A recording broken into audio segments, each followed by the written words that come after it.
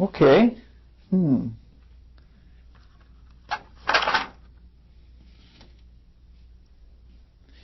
We have said what we're going to say about Atlantis, basically. It took us 2 talks. And we're now ready to talk about times after Atlantis, which means our times. But before we do that, we have to talk about the transition from Atlantis into our times. We have discussed how evolution... Oops, I got to be careful because of this again. We've discussed how one thing in evolution leads up to another thing.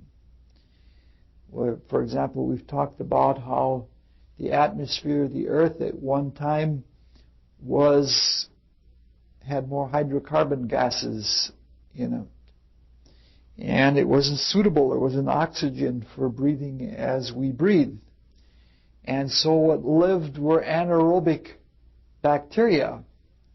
But the anaerobic bacteria, by acting on the atmosphere, changed the atmosphere, and they produced new conditions.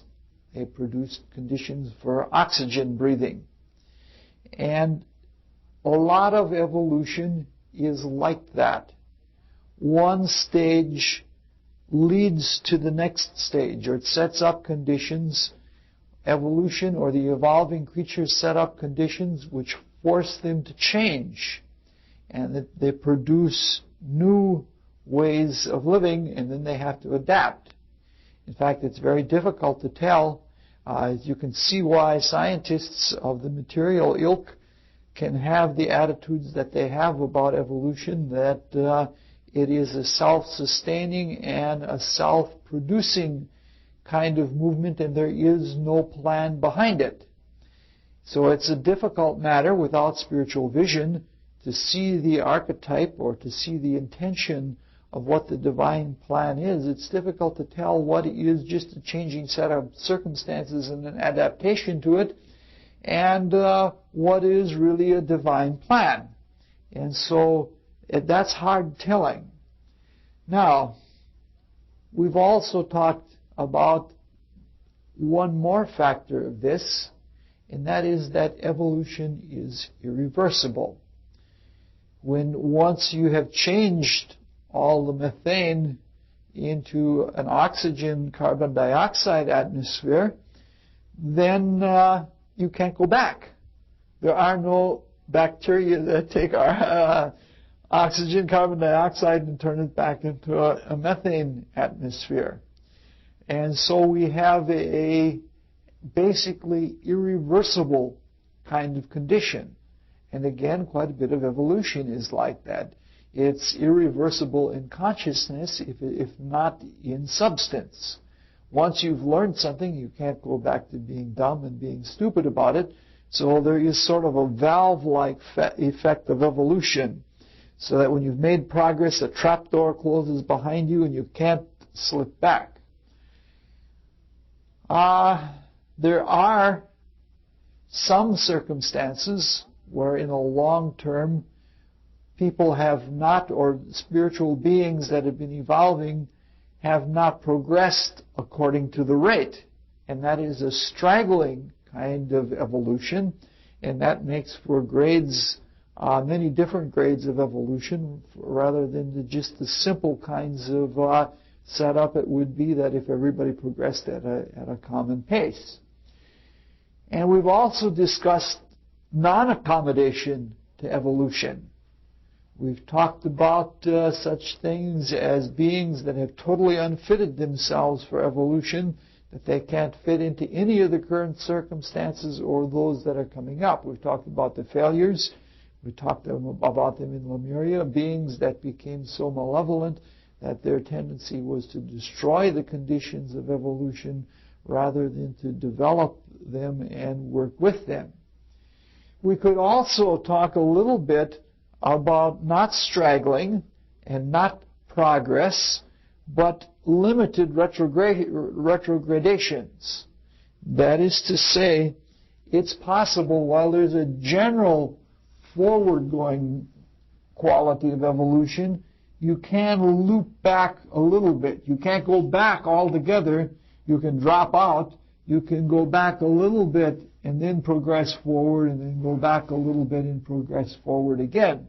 Such a thing is a retrogradation. We see a lot of these kinds of things in, like very often people who are very bright but very unbalanced in their development will sometimes become idiots for one life.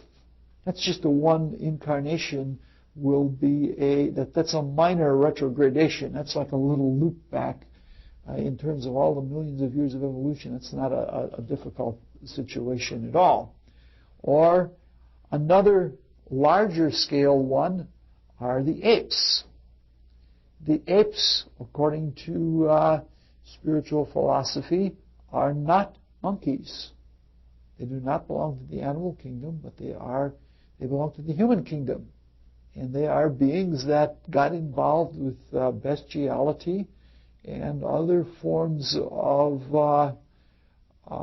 sensualistic and derogatory behavior, and they have literally, they're a loop back, and they are human beings, and they're possible of the same evolution as you and I if they can catch on and go forward. Again, when it talks about so-and-so many will make it beyond a cutoff point, which we'll probably be talking about in the future, that includes all the apes. That's not all the monkeys, just the anthropoid apes. That their intelligence and their makeup is that of a human and rather than that of a monkey, and that is a slight retrogradation, but it is not a backward movement in evolution. No human being can actually turn around and go back and become something like a pig or a mollusk or anything like that. That's our consciousness and our development of consciousness has progressed too far that we can't do that. Now we can also mention anticipation. Anticipation is the next step. It's as soon as we have evolved something in ourselves, we sort of anticipate where we're going to from here. Like very often we want to plan things and plan way off into the future, and it would be nice if we could do that, but it really doesn't turn out that we can. What usually happens instead is somewhere along the line in our plans, an instance occurs, and in that instance we understand something we didn't understand before, and then we have new anticipations and we look for new things for the future. Now the anticipations are the product of creation, and of anticipation is different between the divine spiritual hierarchies working in nature and human beings. We've said it before that since the fall, since human beings have become very selfish and have tried to isolate themselves and have been somewhat successful, all human creations do not fit very well into nature. They degrade nature, they destroy nature, they deform nature for selfish human ends. And the same thing is so with anticipations. Our anticipations are too small-sided and too selfish. Like anticipations in nature, in terms of evolution, are usually done almost unnoticed. They very quietly begin to fit into the background of everything that's going on in evolution, and they prepare for something that's coming on in the future. Like in terms of anticipation of a formal type of development, when the earth was still warm, hot compared to what it is now, it was perfectly all right to be a cold-blooded animal. But somewhere in the midst of all those brontosauri and dinosauri and all of those things, little horses about that big started appearing. Mammals started appearing. And they looked like good bait for all of those large reptiles. And amphibia, they looked like something delicious and delectable, something a little different. The hair was probably easier to digest than scales. And but they had a characteristic that was anticipating a future stage of evolution. A stage of evolution when more mobility would be more desired. Obviously, if you're a giant brontosaur, moving around the earth is not a very appealing thing. And they anticipated a time when warm-bloodedness would be necessary. And so this is an anticipation that can be around for millions of years, getting itself ready, preparing, and then suddenly what was a little tiny horse, when the conditions are right, becomes a large mammal and becomes the symbol of all travel and mobility, even for human beings. Human anticipations are sometimes rather grotesque.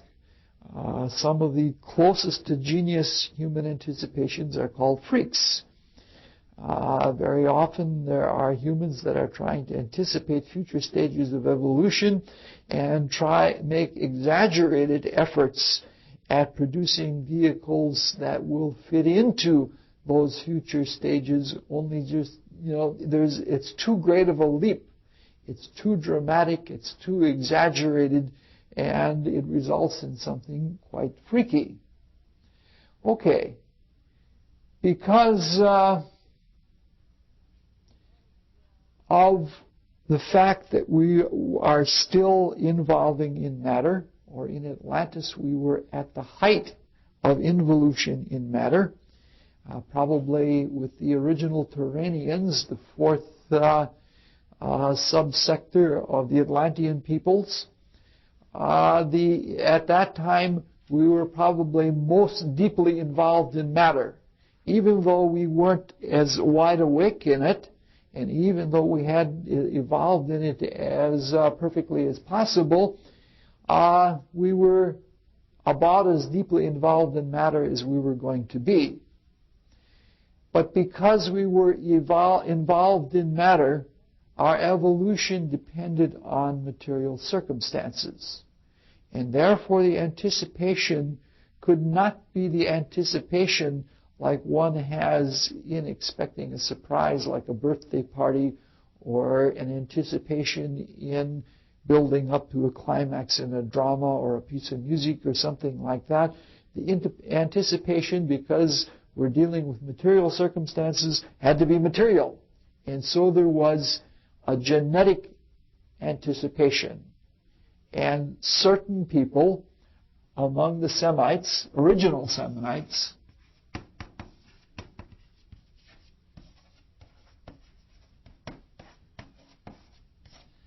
were chosen as the best genetic material for moving into the post-Atlantean time.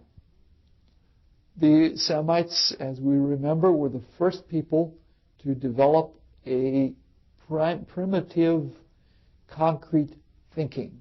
It was a cunning kind of concrete thinking, and it was very materialistically self-centered, but it was better than all of the previous consciousness, which was based more on magical manipulation of matter in order to satisfy self-worship in the form of statues and power and things like that, blood feasts and all the things that the Turanians had developed themselves to, but not so mental, where it became a very intellectual, intertwined, mental kind of experience like the Akkadians and Mongolians in the latter part of Atlantis developed. So there was a mentality here, but it wasn't overdone and it wasn't formalized. And it was excellent for dealing with the material world, and the Semites had developed the kind of body that was necessary for a continued evolution.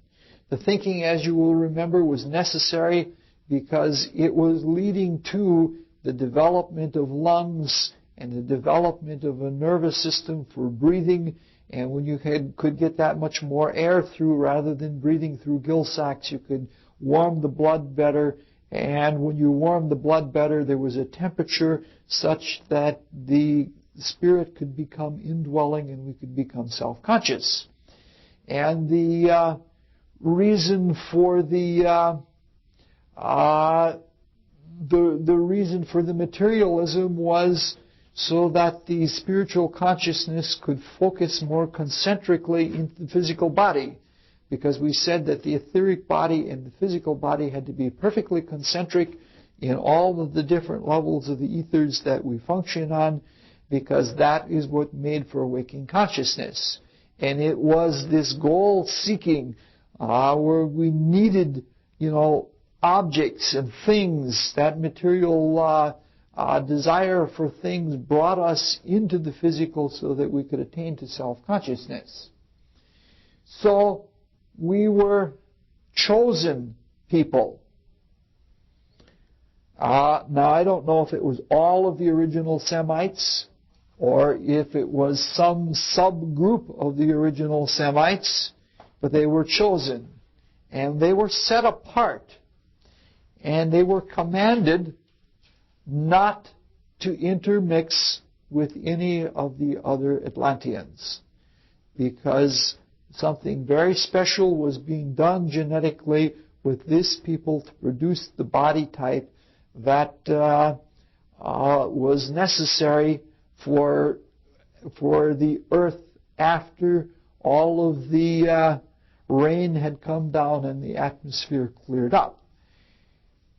Now, and these people were actually separated out. And they were separated out such that they left the Atlantean basin.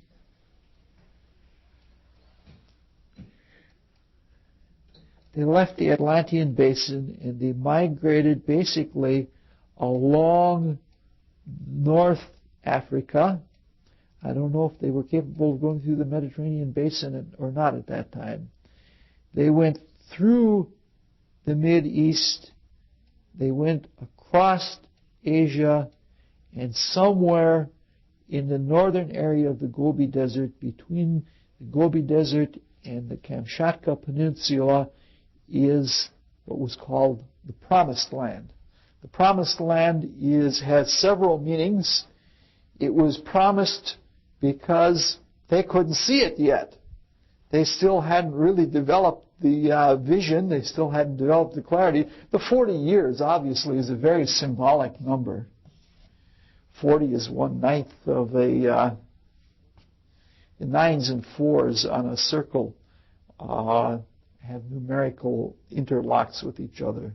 1/4 of a circle is 90 degrees and 1/9 of a circle is 40 degrees, and it has something to do with the building process. 9 is the number of humanity. It has something to do with the building process or a rebuilding process of humanity.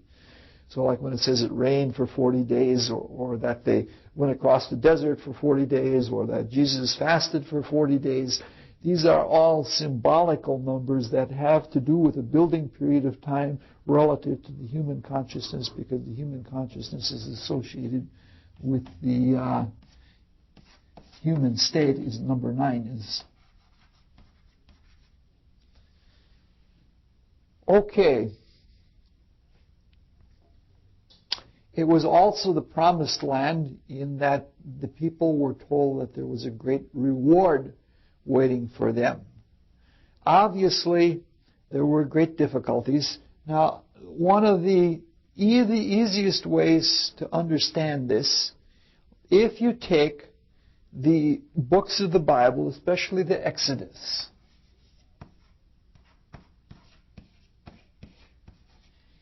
and every place where you see Egypt, if you pull that out and put in its place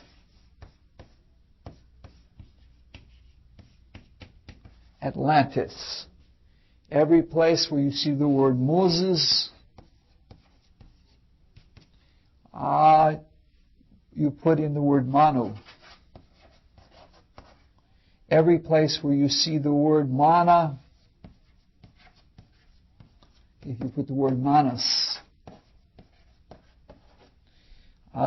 If you put the Egyptians,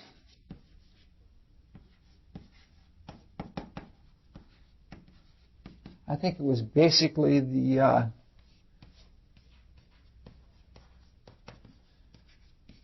Turanians that were involved with all of the heavy, hard black magic that were trying to hold back the Semites from their journey. So what we're talking about here is a loop back. All of the planets go forward in their orbit. All of the outer planets, even the inner ones, appear to from the Earth. As looking from the Earth, they go forward, and then there is a loop back, and then they go forward again. That looping back kind of consciousness, that retrogradation, is a necessity because it's, well, we've talked about this principle before. One cannot always go forward in a linear fashion. One goes forward as much as one can, as firmly, as intensely as one can until a limit is reached. And then one withdraws. And in that withdrawal, you re-experience everything that you have done before. And in the process of re-experiencing, the soul essence of your past experience is taken into yourself. This is something that happens on a daily level. This is something that happens every lifetime. In between every lifetime, we go back and we withdraw all the experience of our previous life, and we mull over it. And then, after we've done that, which we couldn't do if we were continuously trying to go forward, after we've gone back and rested and extracted the essence out of our experience, then we find ourselves in a placid state where we're renewed, refreshed, peaceful, and much stoked up now from the soul material of the past experience. And in that state, we experience a new inspiration. And with that new inspiration, we are then ready to go forward and evolve on the next stage. And so this is something that happens. It happens several times a year. There are seasons where we go back and we rest from the active work that we've been doing. And it's not always pleasant because we always seem like we want to be going forward. And then we get all charged up again, and then we get the new creative inspirations, and then we can go forward. So what was happening here is something that happens throughout evolution. We were doing a withdrawal and a rest, because basically all evolution on the earth goes from east to west. And so we experience the currents of the earth, the Coriolis effect, the magnetic aura of the earth. We experience that in one way when we're doing forward-going work, and then we retrograde. Okay, and it's a curious idea that we would go back to the area of the Gobi. And the Gobi, in a very unusual way, is sort of a Shambhala, is sort of a paradise area. This is actually north of the Gobi Desert. It's a barren part of the world. Only a few nomads can live there now. I don't know if it's always been that way. But it still is a Shambhala. It still is a paradisial kind of state. I'll try to explain it to you. It's symbolically and factually, certain forces collect at certain places of the earth. It depends on the geology. It depends on the climate. It depends on the geography.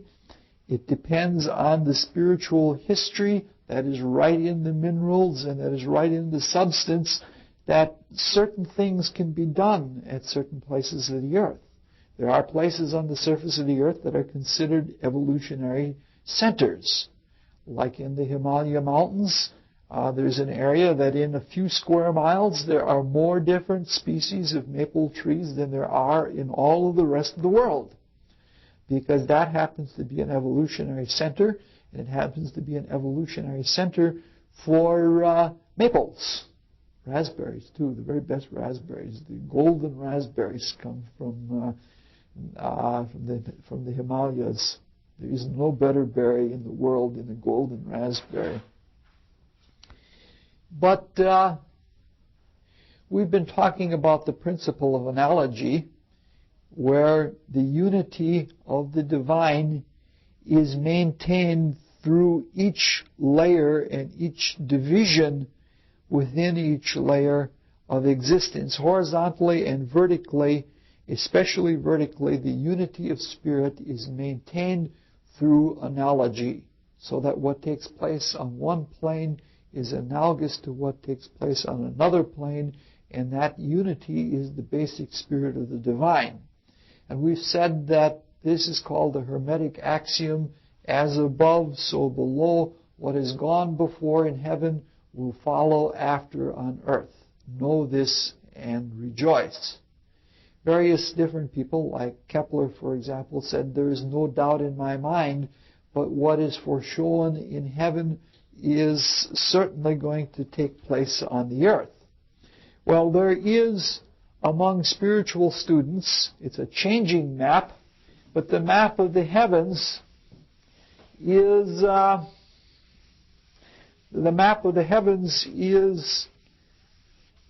found right on the earth also. That is to say, there is even though the earth is spinning on its axis and wobbling precessionally and going around the sun, revolving orbital revolution, even though it has rotation, revolution, nutation, and precessional movements, if one considered it was that the earth was standing still without moving and the heavens were standing still without moving, all of the constellations of the heaven are written on the earth. And it's an ancient map, and the demarcation point, or one of the centralized points, is Chem, which is the ancient name for Egypt. It's the source of our word chemistry.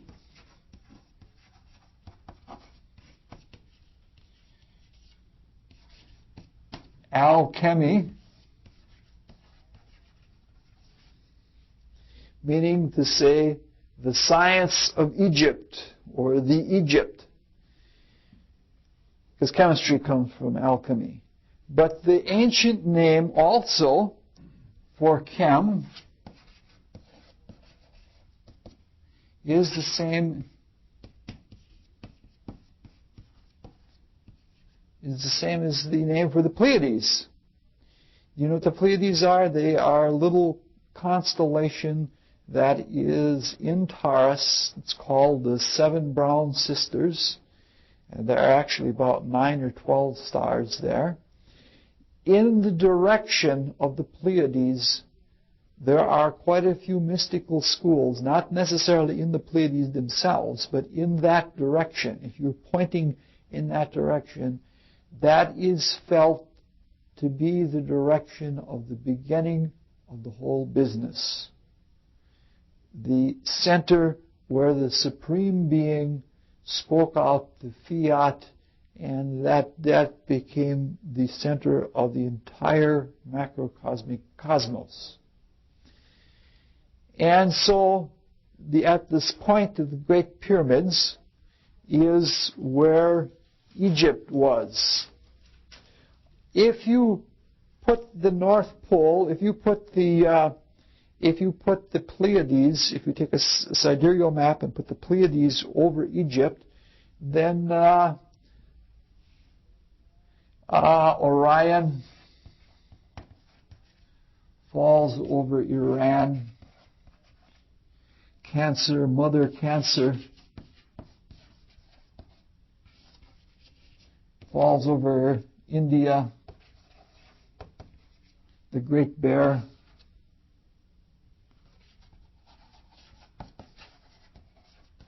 falls over Russia, and such like that. The serpent with if you look at the ancient designation of Scorpio, instead of looking at it as a scorpion, if you look at it as an eagle with a snake in its mouth, that falls over Mexico. Remember the prophecy about the foundation of Mexico? It says, go until you find a place with an eagle with a serpent in its mouth.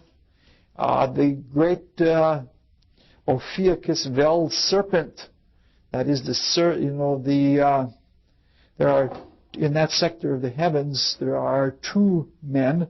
Way down at the ecliptic, you have the scorpion, and then standing on the scorpion, you have Ophiuchus, who is struggling with the serpent, and then upside down from him, you have Heracles, and Heracles is standing with his foot on the head of the dragon. The big serpent was known as Can, which falls over Canada, and such. The continents are moving, it's all changing. So there was an ancient sidereal map. Now, the Great Bear of Russia was actually seen by the ancients as the belly of a great dragon. It is Draco the dragon, only that dragon was much more like a reptilian beast, like one of those brontosauri, except that it had wings. In fact, what is now a little bear used to be the wings of the dragon, one of the wings of the dragon. And it had a neck that stretched all over, that wound all over the place. And part of the neck of the dragon Draco went right around the pole of the ecliptic. We're saying that there is a pole right here. We look at the inner circle of the there. If we this is the pole of the ecliptic, and this is the ecliptic itself. It's a little bit angled, a little bit heavily, but if you look right now at where the pole of the ecliptic is, it falls just north of the Gobi Desert. If you do that, then this is the one. All right, this is the pole of the ecliptic. I'm sorry, I had the wrong one there. That's why it wasn't such a severe angle. All right. Okay. If you do that, if you put the pole of the ecliptic there, then you have, in Egypt, you have your Taurus. Okay, and so what we're saying is the North Pole is at the north of the Earth, but the North Pole of the ecliptic in the map of the cosmos, according to the ancients, falls in the northern Gobi Desert. And that is to say, the spiritual north, not the etheric magnetic north, but the spiritual north, whereby great spiritual influxes of new ideas and new creativity falls over the Gobi. And this is why it is called a Shambhala type of place. And this is to where the original Semites were migrating. And they were going there because there would be like an intentional mutation that would take place. And then the conditions, the physical conditions, the cultural conditions that were necessary for the new stages of evolution when humanity came back out of that rest period would be available to them, and then they would go forward and progress with the new cosmic work that was involved. All right, that was the intention, to produce new physical forms, new cultures, new consciousness, and that was the divine anticipation. Obviously, if we're looking at the Moses story, the flooding of the Red Sea was, crossing the Red Sea was being able to pass through the rains. And the Atlanteans didn't drown, just the opposite happened. They suffocated because they couldn't breathe air, right? And those forms couldn't exist because they weren't air-breathing forms, so it was just the opposite of drowning. It was a suffocation. Well, drowning really is a suffocation. But something funny happened along the way, and that is when the migration was taking place out of the Atlantean basin and in the area of the Mideast, when they were in the near Mideast, what happened was, even though they were warned not to interbreed with the other Atlanteans, they did. The Bible describes it as the children of God, or the sons of God, married daughters of men. I guess they were taken in by the loveliness and the body worship. You know how it is. You can be led into other people's mistakes and other people's desires because they desire things so strongly. You can be drawn into them just by the focus of their desire. And so what happened is they began interbreeding. And with their interbreeding, they produced not the intended Semite state, out of which was to come the new chosen people, but something like a half-step hybrid, something between the chosen Semites and the rest of the Atlanteans. And these people came to be known as Jews. They are our people in our modern time. And if you look into this matter, it says that there were lost tribes. However, something peculiar happened.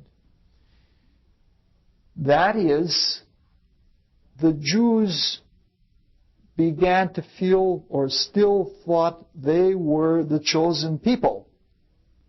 It's sort of like the worst thing you can do if you have a child that is doing something wrong, or if you have a friend that is doing something wrong. If you ride that friend too hard, they'll set themselves in it all the stronger. It's sort of like taking a wood tick out. The harder you try to pull a wood tick out, the more it'll try to dig into you. And you have to encourage it to want to back out. And what happened was that the Semites and the general conditions, the feelings of having failed, is that the people went all of the more into their error. And so the lost tribes, which were really the found tribes, continued on to Gobi land, Promised Land. The Promised Land is not Israel. Israel is the area where the error was made in the first place and where the people got stuck. So what happened is you had an inversion. That the people who had betrayed the promise felt that they were the promised people. And they became very stiff-necked. Even their own prophets called them stiff-necked. And they very much inbred, because it's sort of like you make a mistake. You find a lot of this at Mendota. You make a mistake and you relive that mistake over again and again and again. You keep trying to make it right. Instead of just letting go and going on forward to something else, this same sort of thing happened. They kept living it over again and again, and what they were not doing was producing the chosen race. What they were doing was inbreeding a hybrid. And what they did was produce the second sight, and they produced the second sight that was especially suited to the ancient Semites, not the new becoming chosen people, and they developed it with a cunning. Like all of the people in the world where you find a lot of inbreeding, you find a lot of involuntary clairvoyance. It's called second sight. And you find that this kind of clairvoyance, because it is a genetic clairvoyance due to inbreeding, is always associated with a material type of cunning. You find it among the Hebrews, you find it among the Gypsies, you even find it in people who live in island locales where there's a lot of inbreeding. Like I'm thinking of the Scotch, with the whole idea of the Scots being so frugal, and the Highlanders having their second sight. It's the same type of quality.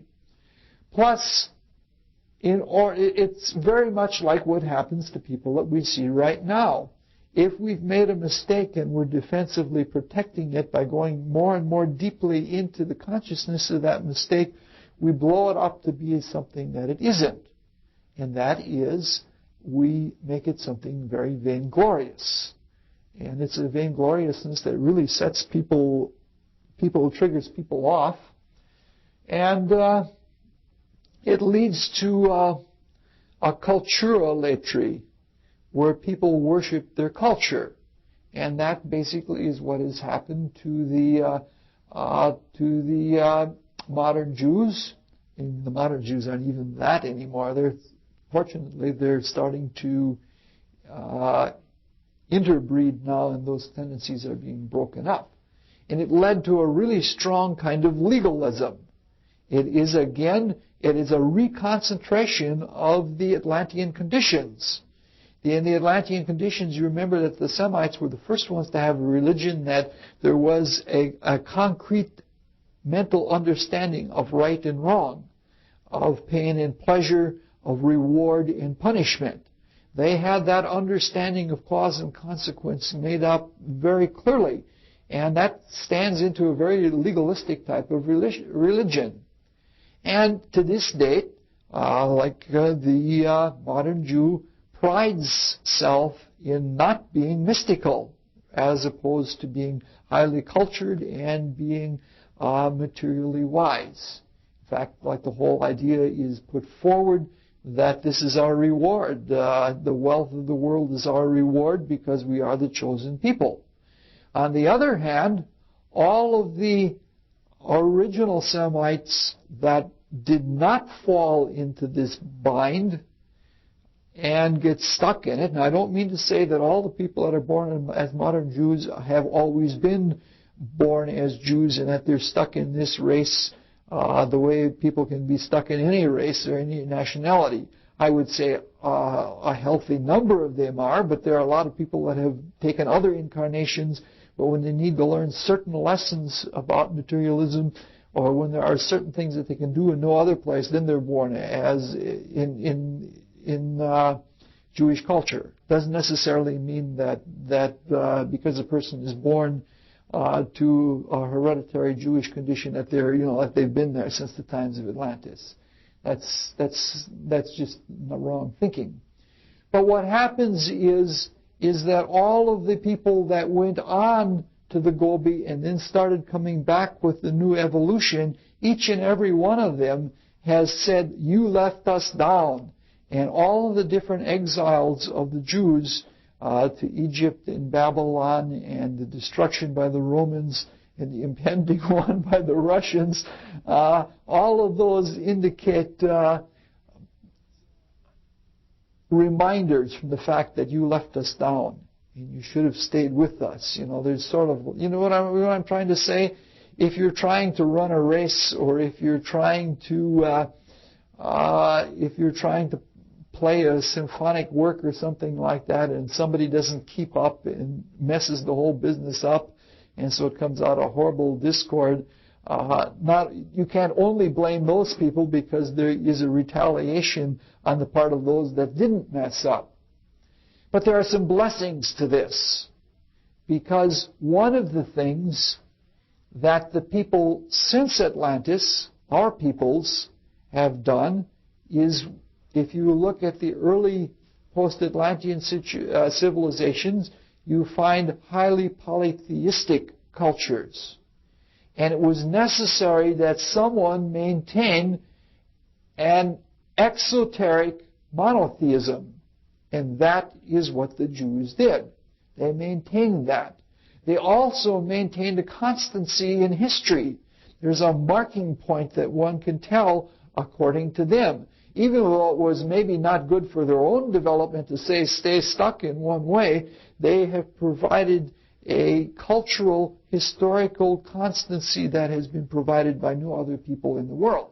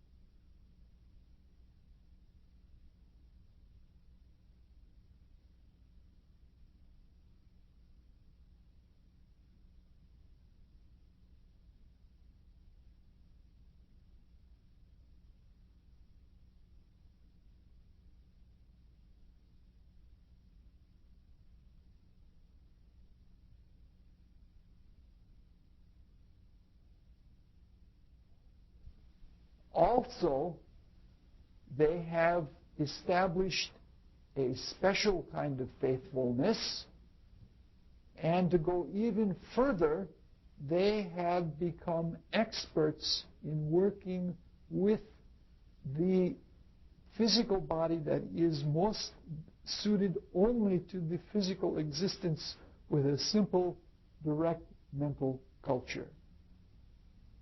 Obviously, there have been some problems with this. There's been problems in that there's sort of like a blood clot in human evolution, and that needs to be dissolved. And if you see, all of their prophets have harangued at them, and different cultures have tried to break them down, and every time that a different culture did take them in, there was some assimilation, there was some crossbreeding. Obviously, if a blood clot forms, an evolutionary blood clot forms in humans, by inbreeding, the obvious cure for that is mixed marriages, to get people to marry outside and gradually to dissolve that kind of hardened condition in human development. And finally, there is one other solution, and that's always a solution, that you cause people to fight each other until they can't anymore. When they fight each other until they can't, then they finally give up. You know, like where there are vengeance wars, like in Northern Ireland now, where children become soldiers. They're killing each other at the age of 10, and then they die. They don't even go through a purgatorial existence. They don't even go through the normal in-between life existence where you learn something, because they're so bent on vengeance that they immediately are drawn back to birth, and they keep fighting and fighting and fighting until they see the futility of it. And part of the hybrid Semites It's dual-pronged. If you read the Bible, you see it's dual-pronged. And you have the Jews and you have the Arabs, both lunar children, still following the qualities of Jehovah.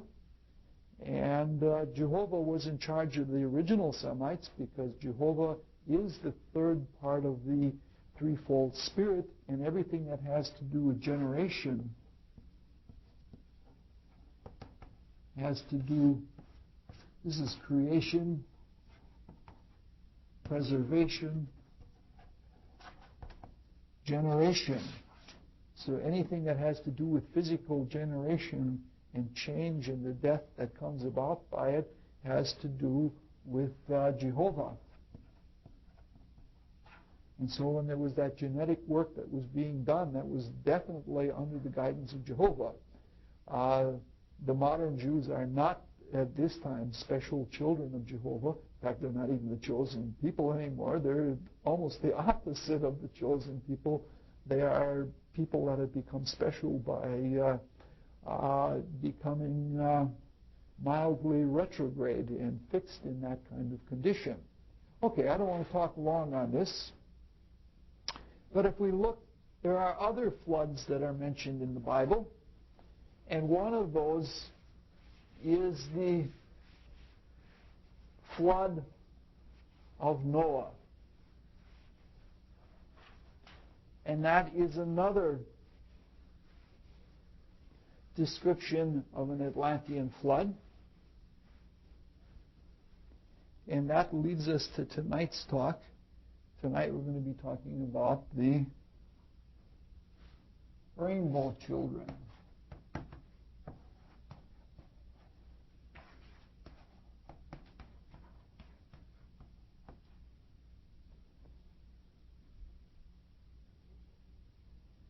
Basically, if we look at the story of Noah, it is a story that Noah was building an ark. Probably a better way of saying it is that Noah was building in an ark. That he was building in a given period of time, an ark of time and consciousness. And part of the work that he was doing was saving the animals. I don't believe he was saving all of the animals, but I think what he was doing is Noah represents a whole group of human beings, and these were human beings that were in charge magically of transforming the animal kingdom so that the animal kingdom could adapt also to the new conditions. That is the air-breathing conditions. And Noah had 3 children, or 3 stems coming, Ham, Shem, and Japheth. Shem being the same from the same word as the Semites. And part of the story of Noah was that after the flood, Noah was given the sign of the rainbow.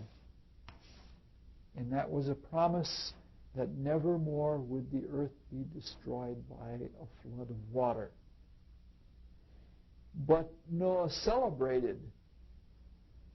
And Noah celebrated by getting drunk. And when he was drunk, his children saw him in a naked state and were ashamed. Interesting. In very few sentences, the Bible tells it all. From the times of Noah, even until the time of Christ, the first miraculous act of Christ was changing water to wine. From those times, from the times of Noah to the times of Christ, alcohol was equally as important as eating flesh.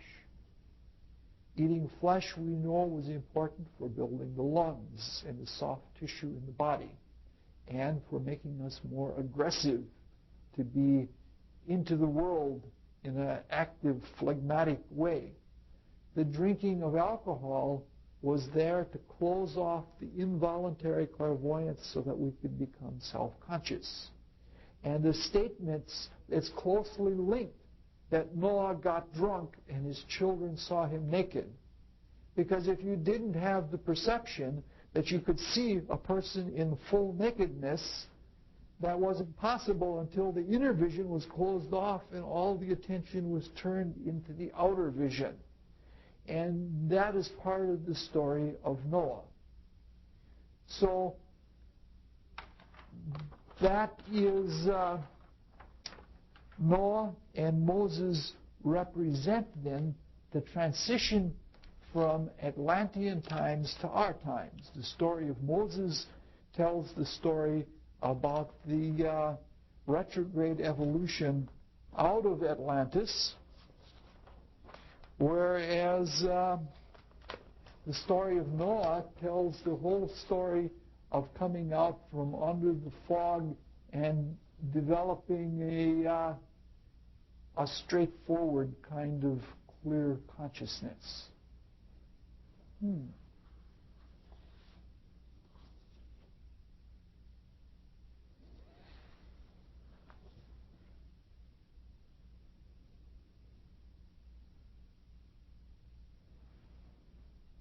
So we're talking about the rainbow children.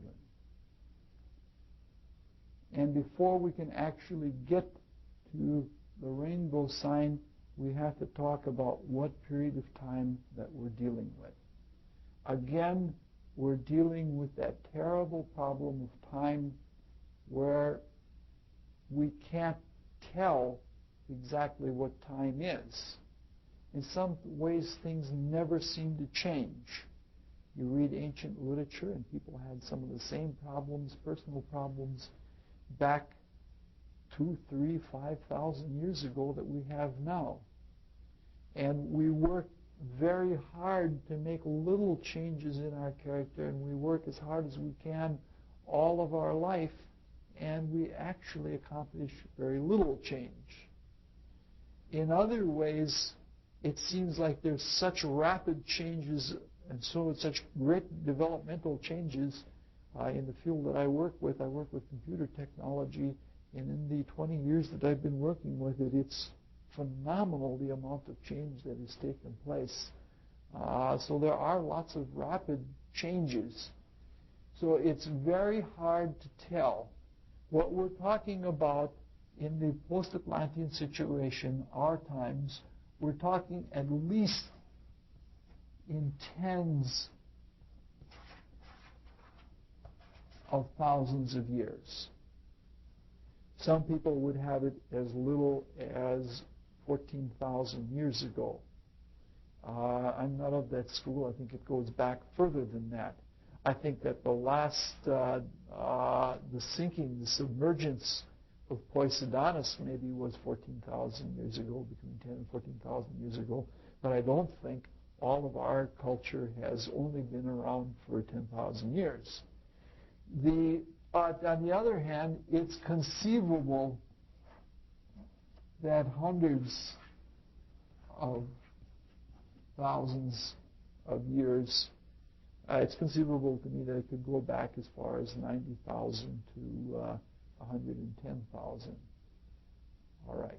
So we're talking about a period that is in the range of tens of thousands to somewhere around 100,000 years, of the past recent history. Not really recorded history as we consider recorded history, but that period of history. Now, this period of history has different names, and some of these names are loaded.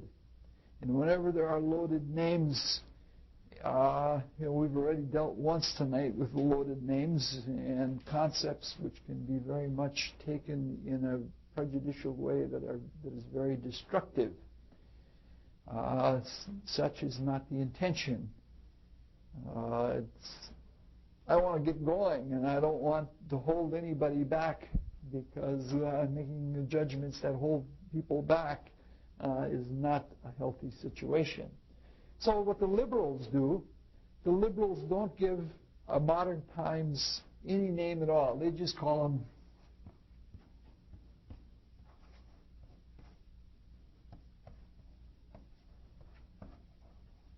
post-Atlantean cultures.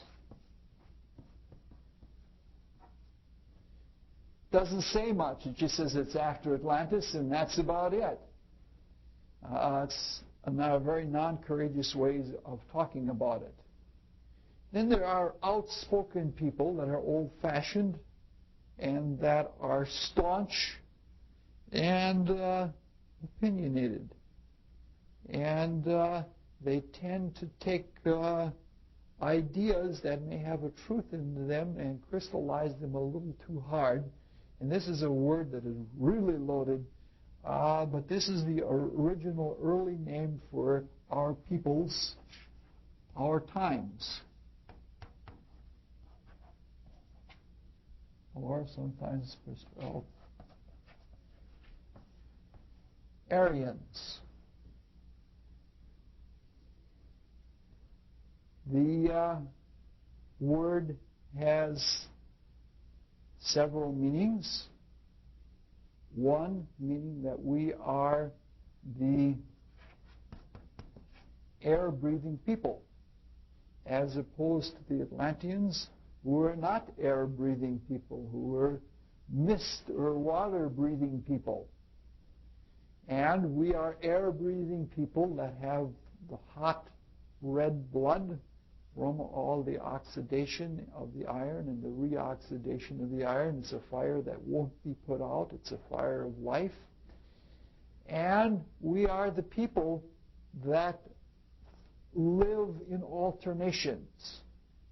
The whole air-breathing process is constantly changing our blood chemistry between opposites, between oxygenation and carbonation, such that too much oxygen or too much carbon dioxide, either one of them will cause you to pass out, so to speak. And each one of them taken to an extreme produces a kind of consciousness that is an extreme of a rhythm. Another reason for the Aryans is that they are vigorous, adventurous, oxidizing people, iron people of Aries, versus the children of the cow.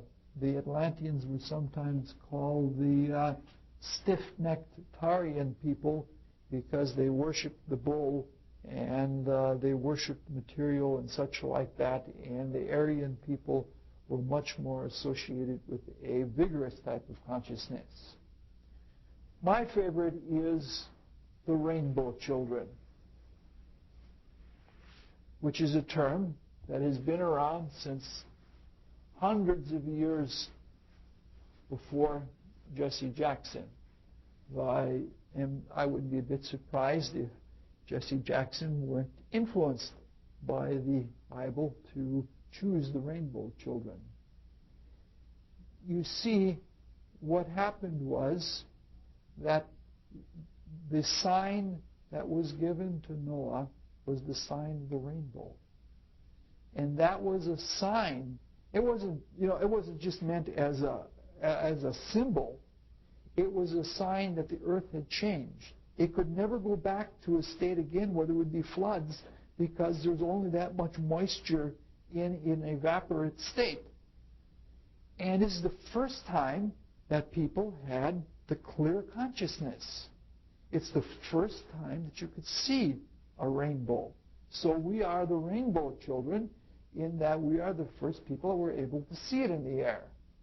Also, it is one of the only manifestations in nature, side by side, of the sacred seven, where light, the primal state of spirituality that is behind everything, is broken into all of its manifest external composite parts, the seven colors of the rainbow. And we, in our rainbow times, in our Aryan times, have become 7-color specialists. You might even say, if you go back to the Lemurian peoples, their body colors were supposedly purple. That the only remnants of them that have been greatly changed, the bodies have undergone many metamorphoses, but what the people that we call blacks now were originally purple people. And obviously the late Lemurians and early Atlanteans were red, and with the orange, yellow, and we're not white, not by any means at all. We're pinkish white. We'll just say, I don't know, I'm even going to put a color there. Green is missing. Blue is the next color. That, I guess, one of the responses to the incoming of ultraviolet light and is we're going to have more and more blood vessels. And the blood vessels are going to come close to the surface, and the etheric energy that radiates off us, because we're going to have to do something to match the etheric energy coming in as ultraviolet radiation, that the color of people is going to become bluish. And the pigmentation won't be important anymore for color because we'll become more translucent. Because our response to light will be different because we'll be seeing a different part of the spectrum. That's not what I want to talk about, but at any rate, we have become specialists, that culture after culture represents a different special color in the rainbow. Another thing about it all is that a rainbow is a reality that's very close to the illusion. It's dispersive light, but you can still see things on the other side of it. The only time that the rainbow is really clear is if there's a dark blue clouds behind it, because that gives you a solid enough background so that you can see it without being distracted by the things that you see through. And that talks to the type of consciousness that we're developing. We're developing a consciousness that is not necessarily only clear in the most distinct material outlines, but we're developing a consciousness where we begin to see through that, and where things become more indefinite to us. And so the rainbow sign is very meaningful in that sense also, and it's associated with a full spectrum of ideas. Okay. Before we actually start talking about the rainbow people, of which we're going to say very little because we have all kinds of history books and we can think about human beings a lot. The purpose here is to talk more about the spiritual principles and ideals and less about the anthropology and culture and history. We have to look at the whole period of time we're looking at, or the whole experience we're looking at. This experience can be looked at in terms of time, space, and change.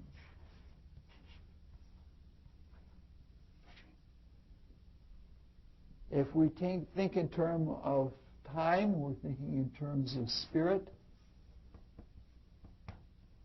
or attention. If we're thinking in terms of space, we're thinking in terms of matter or form. If we're thinking in terms of change, we're thinking in terms of consciousness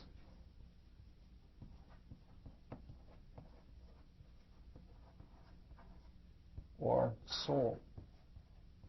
These are things we've looked at before. So we can look at this in the sense of time.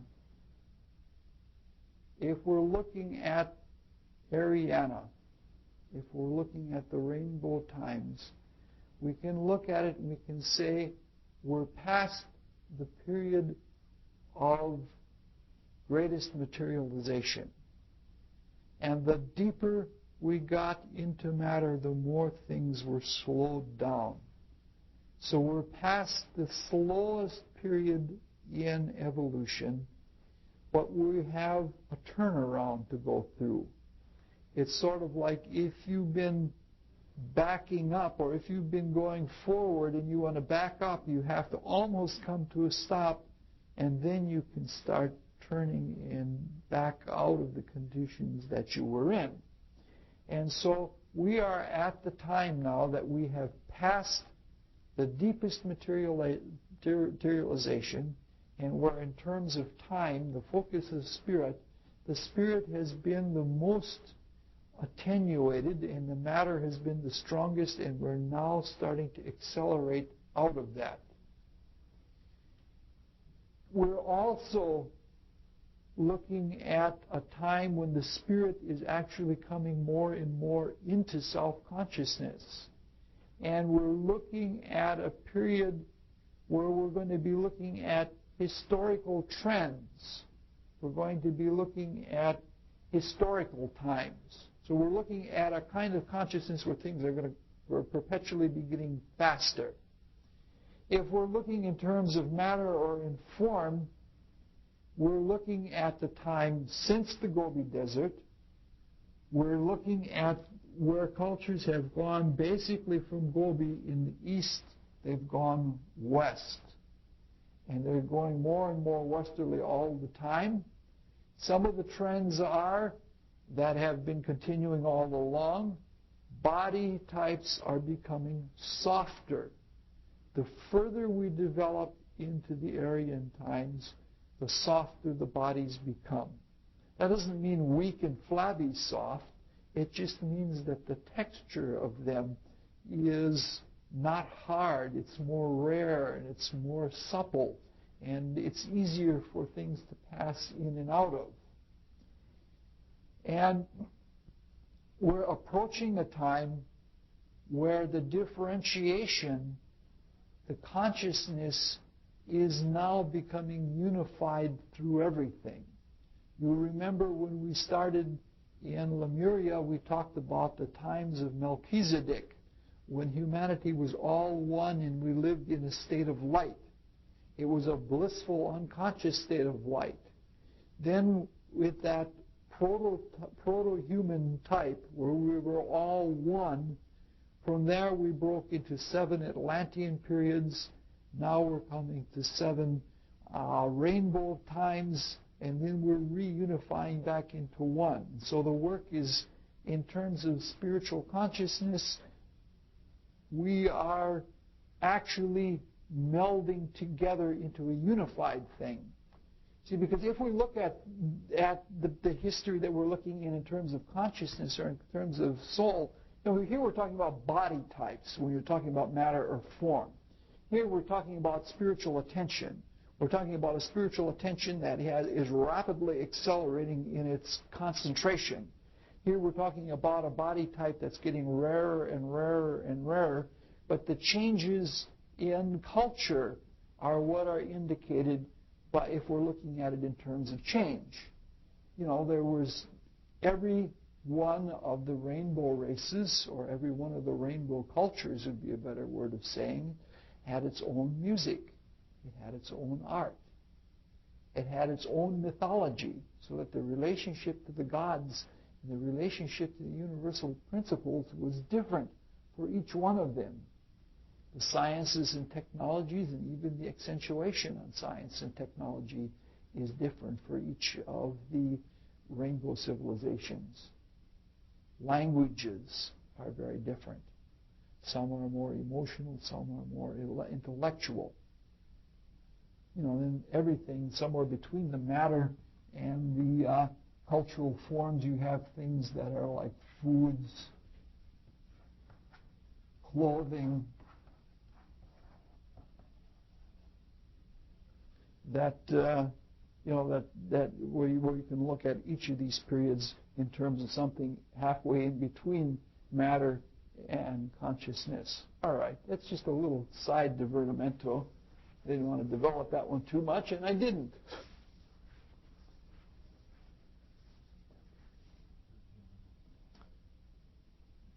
Oh, could you do that to me? 15 minutes on the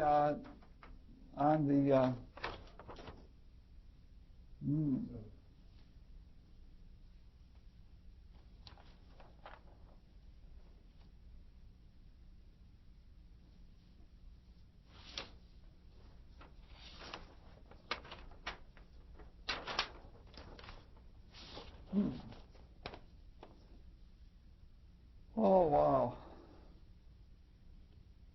Some of these things I may have to break off at the end. Let's just look at the names of the 7 cultures. I'll give you alternatives. Basically, the names I'm using are the ones that are used by the Rosicrucians that make, in general, the most sense.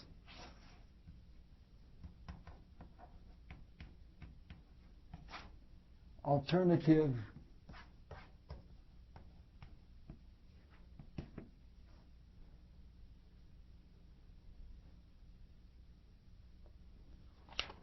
the first rainbow culture.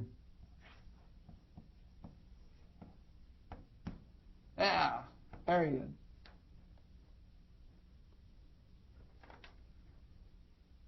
Early India, not modern India. And potentially Egypt.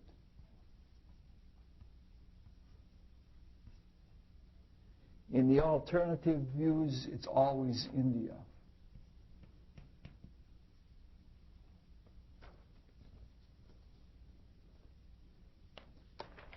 This is sort of like the first fixing of what the rainbow times are going to be like. The culture of India, early India, was an establishment of the outlook of rainbow times, Aryan times, very clearly, once for all. A lot of it was defined in terms that were universal, that were supposed to cross all different periods of time, but it was a redefinition into the mode of India. Some of it is couched in Atlantean terms, Atlantean consciousness, because some of those memories are still floating over. The early Indian culture has a freshness about it, has a newness about it, and it has great diversity. Very, very high in polytheism. But it was much more inward than outward. There wasn't much of a focus in the material world. And for that reason, there are a lot of attitudes that permeate even early Indian culture of we got to escape all of this and don't go into the illusions of the material world. The consciousness or the culture of the early Aryans, the early Indian people, was extremely sedentary. Out of all of the early cultures, this is one of the only ones that still remains, because it's remained in one place for a long time. And what we see as Indian culture now is only a vague echo of the early Indian culture. It's been changed and it's been gone through so many different variations since then.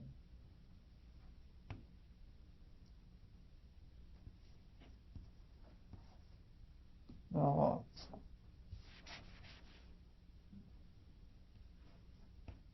the ABC Assyrian, Babylonian, Chaldean. Now, in the alternative views, some of the alternative views call this the early Persic.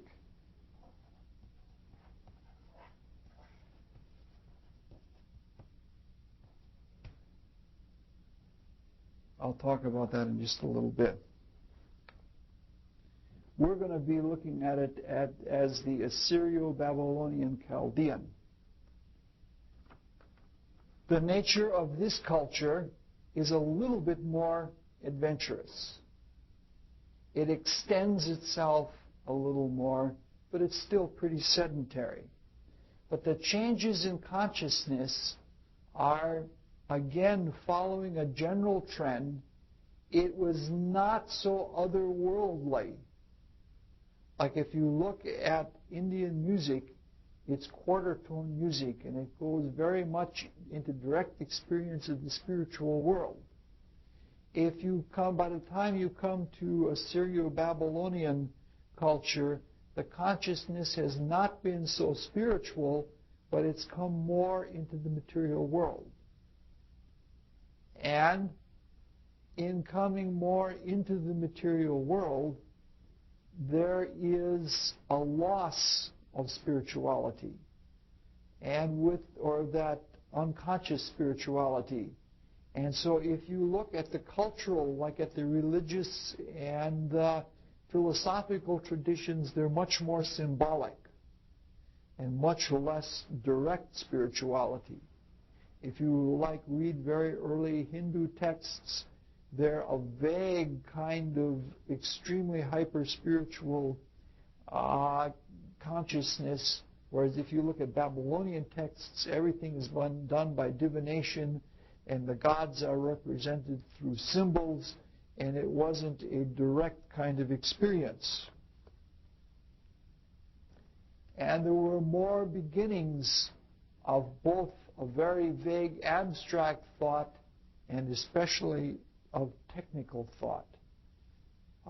Technical thought in terms of arts that were practical arts that made money and gave more luxuriant type of living. People who look from the alternative viewpoint of the early Persic, they're talking about not the culture that we know of Persia, that which preceded Greece by a few thousands of years, but they're talking about something that went more north into Asia, and it was a Parsi kind of culture that was highly developed. This is where the original Zarathustra was, and it's a much different kind of consciousness, so that if you're using the alternative point of view, you're not looking as much at a culture as you're looking at a period of time. You can't really give times for these because all of these overlap. You know what I mean? That the actual manifestation of the culture may be before and after what would be called the period of time of its experience. Number 3 is Persic, Greco-Roman. And in the time scale, this was Egypto-Babylonian. Sort of an overlap between the two of them here in time. There's Greco-Roman.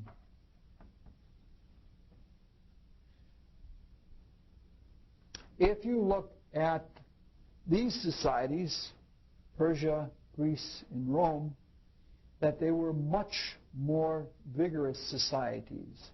They moved around more, they conquered the world more, they were vigorous and vital, and they represent a time in human development when there was all kinds of adventure, a consciousness of adventure, an extension.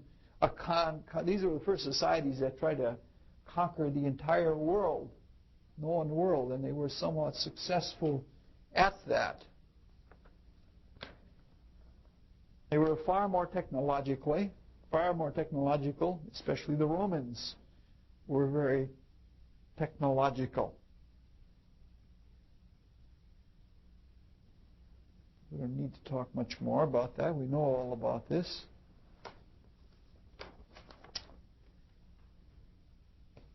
Four, this is the only one that really is a stickler for me to understand. Celtic.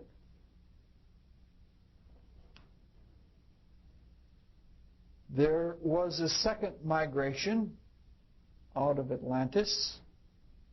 That is, after some of the Semites washed out in the Middle East, it seems there was a second migration that came across Ireland, England, Northern Europe, and into Russia. And this migration changed the consciousness of that part of the world so much it's very hard to tell, in the same way that it's hard to tell what is Egyptian culture from the Aryan epoch and what is Atlantean culture in Egypt, because the two overlap, because there was so much of an influence of Atlantis on Egypt that was sort of a stopping off point. It's hard telling what developed in Aryan times and what carries back into Atlantis. The same thing is true with the Celtic nations. It's hard telling what is from the Aryan development of the Celts and what is from the late Atlanteans that went through on the second migration, because there's so much Celtic culture that is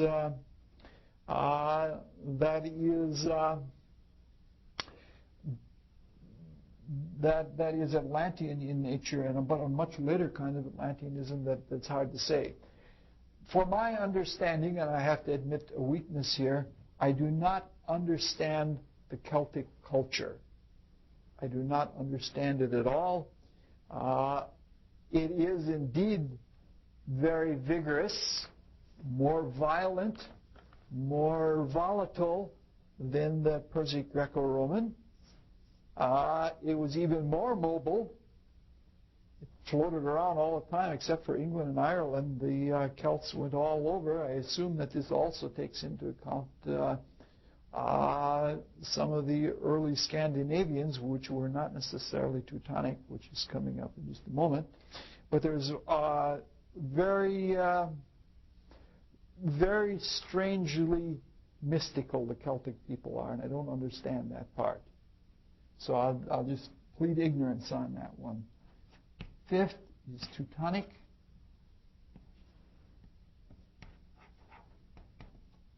Anglo-Saxon. We're just at the end of that culture now, and we all know what that is like. It's exceptionally moving, but a different quality is coming in compared to all. If you look, you can see that there's a general trend from more of a sedentary, inward, emotional nature to going ever more toward a cool, abstract controlling of the emotions kind of consciousness. Very dispersonal art, and especially abstract science in the Teutonic Anglo-Saxon times have been extremely strong, very, very abstracted. Mind over matter, mind over emotions.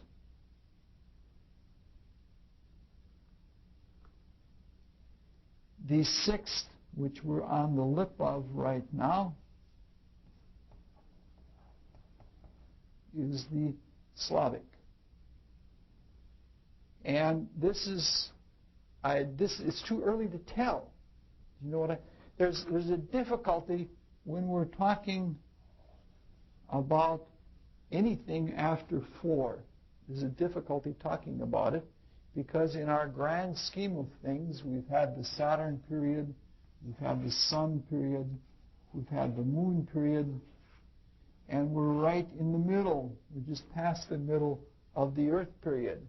We still have the Jupiter period, the Venus period, and the Vulcan period yet to go. So 1, 2, 3, 4 we can talk about, but anytime we're talking about 5, we're talking about an anticipation of a future state, and 6 even more so, future state, and 7 very advanced future state, because we're talking about things that are more foreshadowing and less historical. And so when we're talking about the Slavs, we're talking about, even in terms of we're talking about things that are so far, that indicate developments that are coming so far in the future, it's hard to tell the nature of it.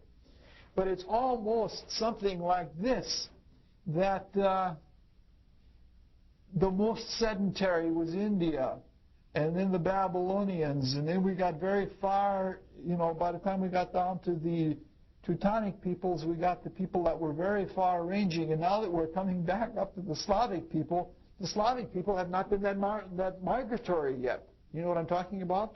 The Poles and the Russians and the Bulgarians, those are extremely sedentary people. It's like sedentariness is on the rise again. I don't know if that's a trend or not, because it may be too early to tell about the nature of the Slavic people. Supposedly, with the Slavic people, abstract art is going to be very strong, especially musical abstract art. It's going to be highly, highly intellectual and much more dispersonal. And then the 7th is unnamed, but that it develops out of the Slavic peoples. I don't know that it will take place actually in the heart of Russia somewhere, or whether it will take place in a Russian colony somewhere like Cuba or in Brazil or someplace like that. It probably has something to do with some extreme compounding together of ideas that makes for the dissolution of culture as we know it altogether. I don't mean by that to be describing like a bunch of paranoid Russians dropping the bomb or something like that because of them getting into some chosen kind of consciousness, but it's probably something that will break things down. Now, there are several ways we can look at all of these cultures. We can say, in one way, that we can just parallel them to the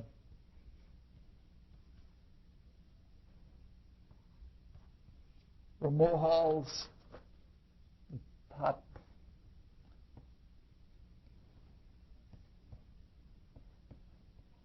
Patlavis,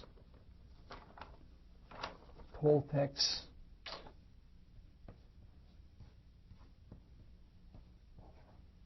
Turanians, Semites, to the Akkadians, and the Mongolians.